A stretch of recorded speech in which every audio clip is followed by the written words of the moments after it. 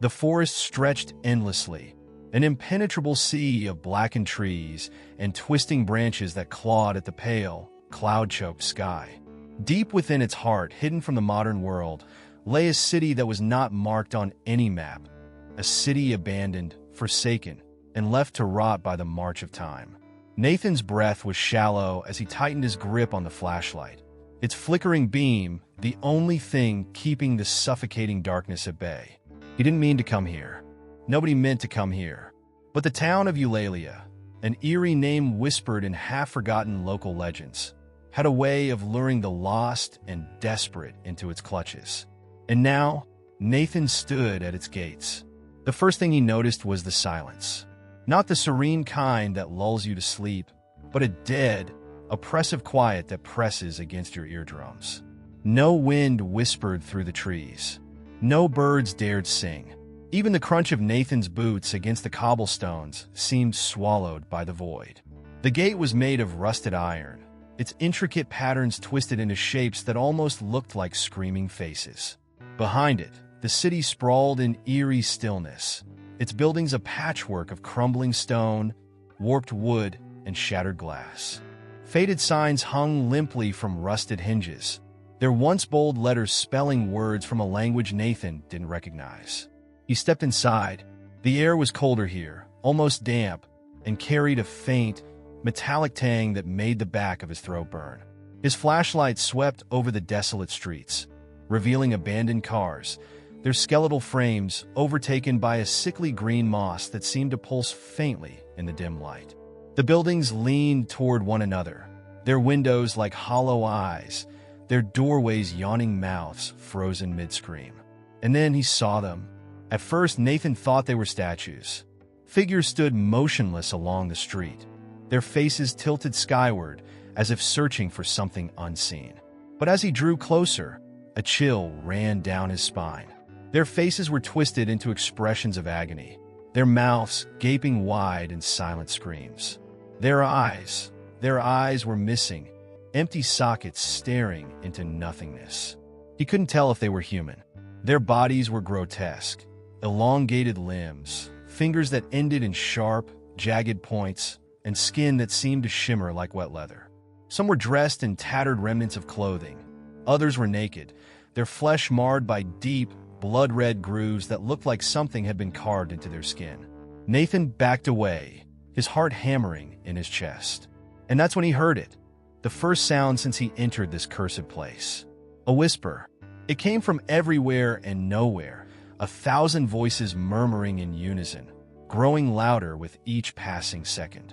The words were indecipherable, guttural, and wet, like someone speaking through a mouthful of blood.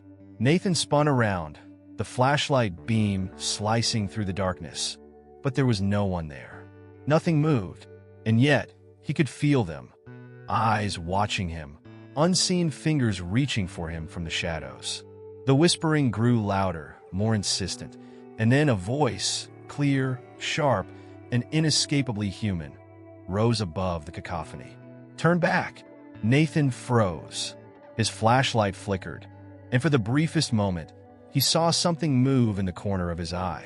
A shadow, impossibly fast, darting across the edge of his vision. "Turn back," the voice repeated, this time louder, angrier.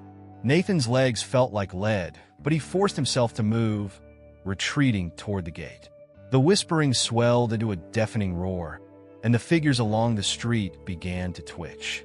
Slowly, agonizingly, their heads turned toward him, their empty sockets bleeding darkness. The gate was gone.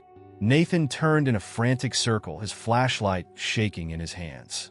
The way out, the gate, the path, the forest. It had vanished, replaced by more streets that twisted and turned like the entrails of some ancient, malevolent beast. The figures were moving now, their elongated limbs creaking as they took slow, deliberate steps toward him. The whispering voices seemed to crawl inside his skull, clawing at his sanity with each syllable. And then, as he stumbled backward, he felt it, a hand, cold and wet, clamping down on his shoulder. Nathan froze as the icy grip on his shoulder tightened, the sharp nails digging into his flesh through his jacket. He didn't dare turn around. The whispering voices rose to a crescendo, crashing like waves of insanity inside his mind.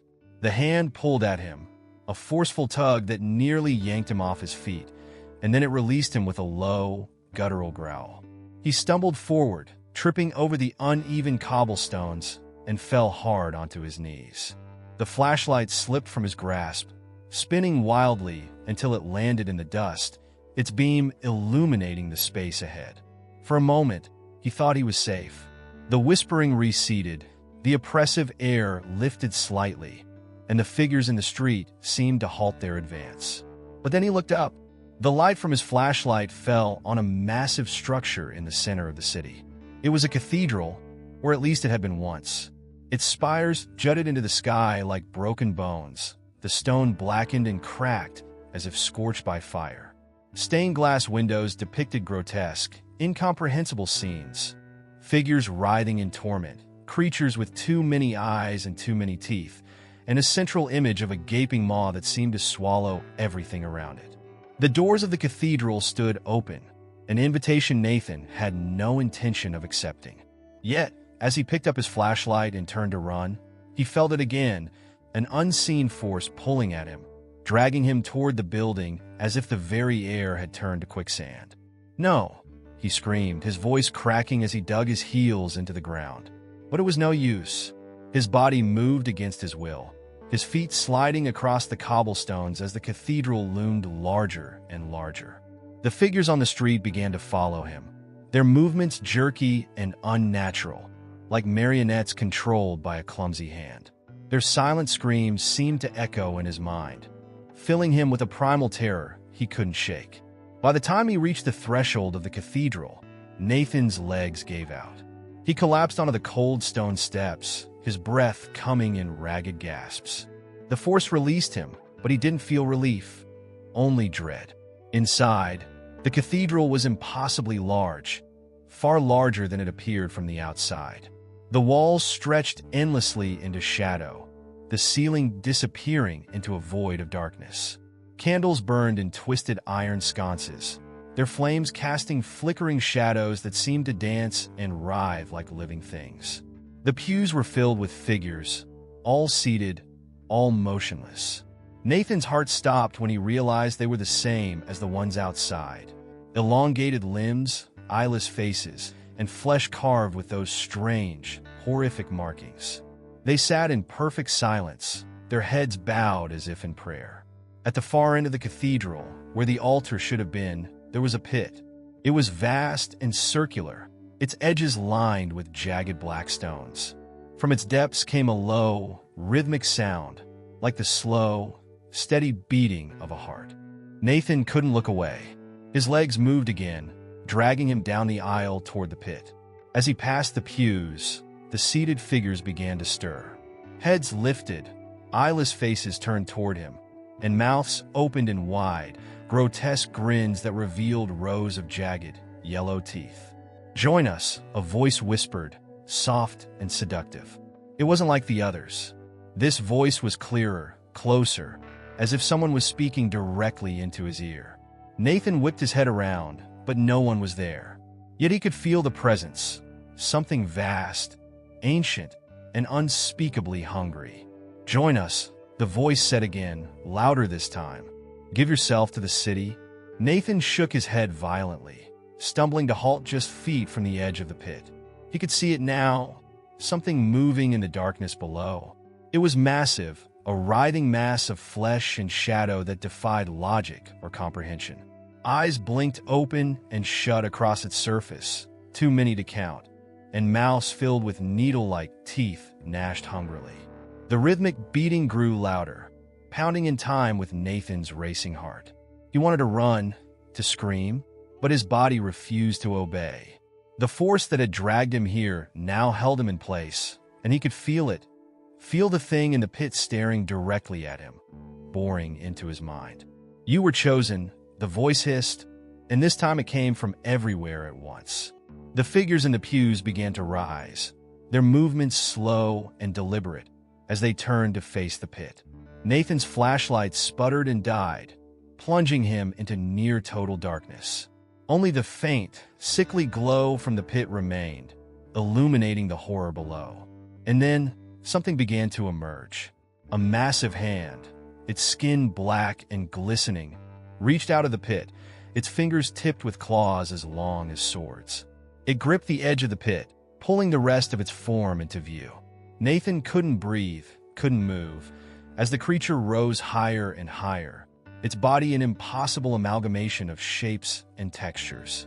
The whispering voices returned, louder than ever, chanting in a language Nathan couldn't understand. The eyeless figures began to move toward him, their grins stretching impossibly wide, their jagged teeth gleaming in the dim light. And then the creature spoke. Its voice was a deep, resonant rumble that seemed to shake the very ground beneath Nathan's feet. "You are mine," it said. Nathan screamed. Nathan's scream echoed through the vast cathedral, swallowed by the oppressive darkness above. The creature emerging from the pit moved with deliberate slowness, its grotesque form shifting and twisting as if it defied the natural laws of the world. Its skin glistened, black and wet, as though coated in a viscous, living oil. Eyes sprouted and disappeared across its surface, each one locking onto Nathan, pinning him in place with their unblinking, malevolent gaze. The figures from the pews closed in, their elongated limbs jerking with unnatural sharpness. Nathan scrambled backward, his palms scraping against the cold stone floor, but he could barely breathe, let alone move. His body felt heavy, as if the air itself were pressing down on him, suffocating him in a grip he couldn't escape. "You will not leave," the voice boomed again, a guttural growl that reverberated deep within his chest.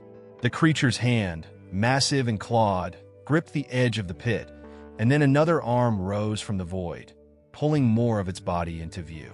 Its torso was a writhing mass of tendrils and mouths, each one gnashing, drooling, and whispering in a cacophony of incomprehensible words. The chanting from the eyeless figures grew louder, a rhythmic, fevered sound that matched the pounding beat emanating from the pit. They spoke in unison, their mouths opening impossibly wide as they vomited forth syllables that scraped against Nathan's mind like shards of broken glass. He clutched his head, his vision swimming as the world around him seemed to tilt and warp. "Why me?" he gasped, his voice barely a whisper. Tears streamed down his face as he stared at the monstrosity rising before him. "What do you want from me?" The creature's many eyes narrowed, and one of its mouths twisted into something that resembled a smile. "You were chosen long ago," it said, its voice a deep, rumbling hiss. "The moment you stepped into this city, you belonged to it. To me." Nathan's mind raced, searching for some way out, some means of escape, but the city had already sealed its trap. The streets had shifted, the gate had vanished, and now the cathedral itself seemed to pulsate with life, the walls closing in around him like the ribs of a living, breathing beast. As the creature pulled itself fully from the pit, its full form came into horrifying view. It was enormous, its height dwarfing the cathedral itself. Yet it bent and twisted to fit within the space, as though the very fabric of reality bent to accommodate it. Its lower body was a mass of coiled tendrils, slick and writhing, leaving trails of black choir wherever they touched. Its upper body was vaguely humanoid, but grotesquely exaggerated, long, skeletal arms ending in claws that dripped with an unidentifiable substance, and a head crowned with twisted, horn-like protrusions that seemed to hum with an unnatural energy. Nathan's flashlight flickered back to life, its dim beam illuminating the nearest of the eyeless figures. The creature, now standing mere feet from him, reached out with its jagged fingers, its grin stretching wider as it leaned in close. Its breath was rancid, a nauseating stench of decay and sulfur that made Nathan gag. "Run," it whispered, its voice a cruel mockery of concern. "Run if you dare." Something inside Nathan snapped. Fueled by pure adrenaline and a primal need to survive, he forced himself to his feet and bolted, the flashlight bouncing wildly in his hand. He didn't know where he was going. There was no sense of direction in this cursed place, but anywhere was better than here. The cathedral seemed to shift and stretch around him, its corridors elongating, its doorways leading to nowhere. The chanting followed him, growing louder, faster, as if the city itself was alive and hunting him. Shadows moved in the corners of his vision, darting and flickering like predators stalking their prey. Nathan turned a corner and found himself in a narrow hallway lined with towering statues. Each one was different, yet they all shared the same eyeless faces and grotesque, elongated features of the figures outside. As he ran past them, he swore he saw their heads turn, their empty sockets following his every move. At the end of the hallway, he spotted a door, tall, heavy, and made of blackened wood.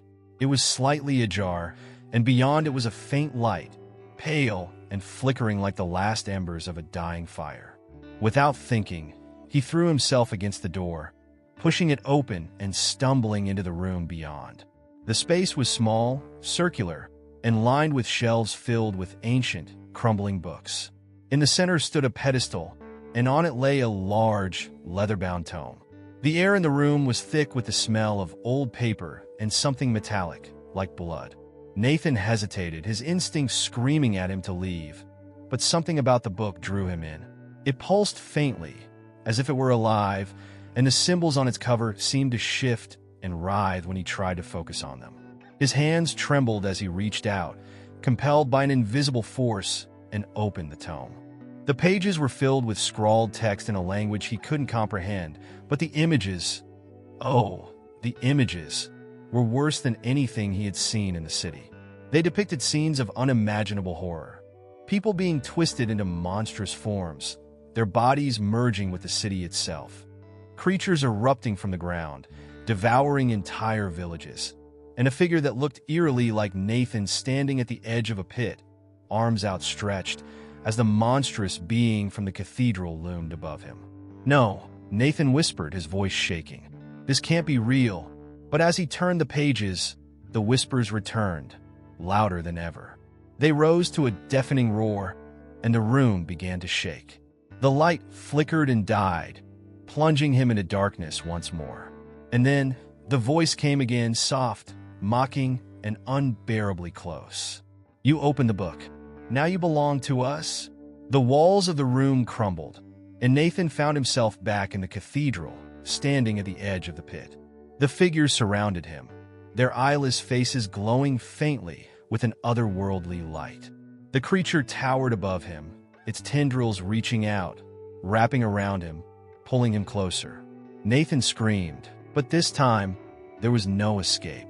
Nathan's screams echoed through the cathedral, but there was no one left to hear them.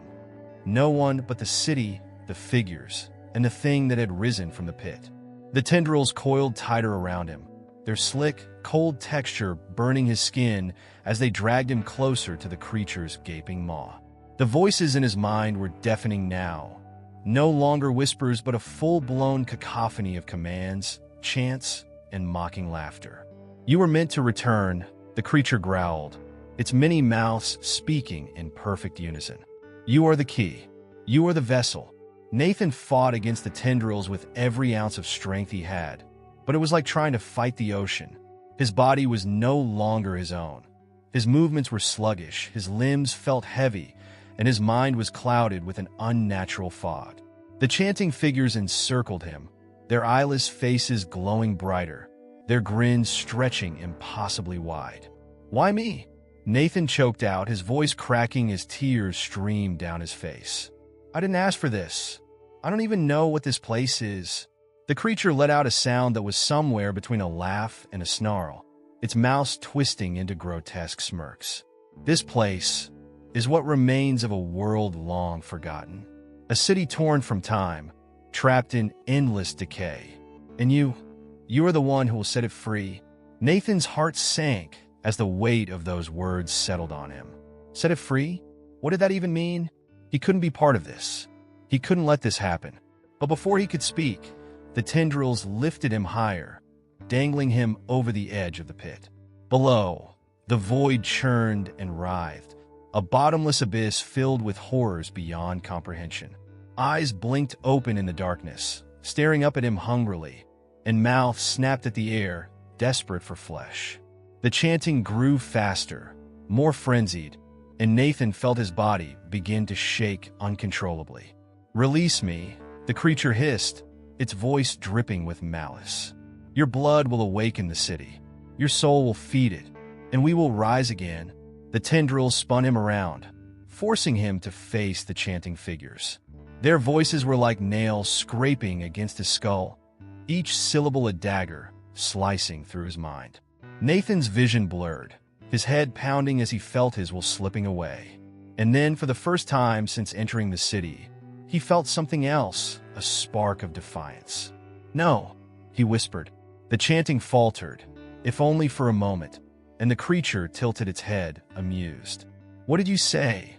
"I said no," Nathan shouted, his voice breaking but filled with raw determination. "I won't let you use me. I won't let you escape." The creature roared, its tendrils tightening around him like a vice. "You have no choice. You are mine." But Nathan wasn't listening. His eyes darted to the flashlight still clutched in his hand, its beam flickering weakly. He didn't know if it would work, didn't even know if it mattered, but it was the only thing he had. With a cry of desperation, he swung the flashlight downward, slamming it against the nearest tendril. The creature howled in pain as the light burned its flesh, the tendril recoiling and dropping Nathan. He hit the ground hard, the air knocked from his lungs, but he didn't stop. Scrambling to his feet, he shone the flashlight directly at the creature, its flickering beam slicing through the darkness like a blade. The effect was immediate. The creature shrieked, its many eyes squeezing shut as smoke rose from its glistening skin. The chanting figures staggered backward, their movements jerky and confused, as if the light had broken whatever spell bound them. Nathan didn't waste any time. He ran. He didn't know where he was going. There was no clear path, no way out, but he ran anyway, his flashlight carving a desperate trail through the shadows. Behind him, the creature roared in fury, its tendrils lashing out and smashing into the walls of the cathedral. The ground shook, cracks spidering across the stone as the entire structure began to collapse. The city itself seemed to react, its streets shifting and warping, the buildings crumbling as if they were alive and in agony. The air was filled with the sound of stone grinding against stone, of wood snapping and splintering, of voices screaming in unison. Nathan rounded a corner and skidded to a halt. Before him was the gate, the same rusted iron gate he had entered through. Only now, it stood wide open, the forest beyond bathed in an eerie, pale light. He didn't think. He didn't hesitate. He ran through the gate, the cold air of the forest hitting him like a slap to the face. As he crossed the threshold, he felt something tear inside him, like invisible chains snapping free. He stumbled forward, collapsing onto the mossy ground, and turned back to look at the city. What he saw would haunt him forever. The city was imploding, its streets folding in on themselves, its buildings collapsing into the void. The cathedral was the last to go, the creature's monstrous form dragged back into the pit as it roared in fury. The eyeless figures melted into shadows, their grins fading into nothingness as the city disappeared entirely. And then silence. Nathan lay there for what felt like hours, his body trembling, his mind teetering on the edge of madness. When he finally gathered the strength to stand, the gate was gone, replaced by a wall of dense trees. The city had vanished, leaving no trace it had ever existed. Nathan stumbled back toward the faint trail that had led him here, the forest unnervingly quiet. But as he walked, he couldn't shake the feeling that he was being watched, that the city wasn't truly gone, that it was still out there, waiting for the next unlucky soul to stumble into its grasp. And when he reached his car, parked haphazardly on the side of the road, he froze. Carved into the hood, deep and jagged, were three simple words. "You will return." Nathan's scream echoed into the night as the forest swallowed him whole.